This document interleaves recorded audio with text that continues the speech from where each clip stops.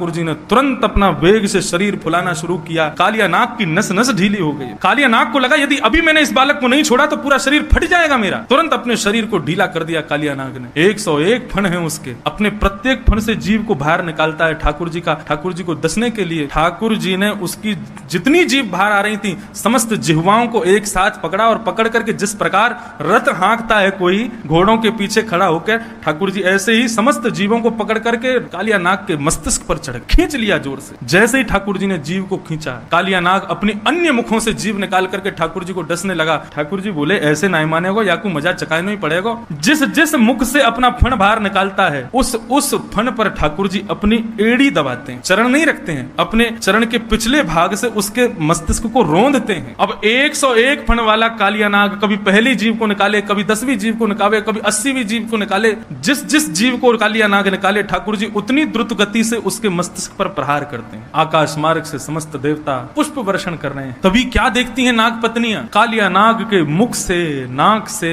कान से, हर स्थान से जितने छिद्र हैं उसके मुख में सब जगह से रक्त की धार बह रही। नाग पत्नियों ने सोचा कि यदि अब ठाकुर जी से प्रार्थना नहीं की तो हमारे पतिदेव मारे जाएंगे, मर जाएंगे।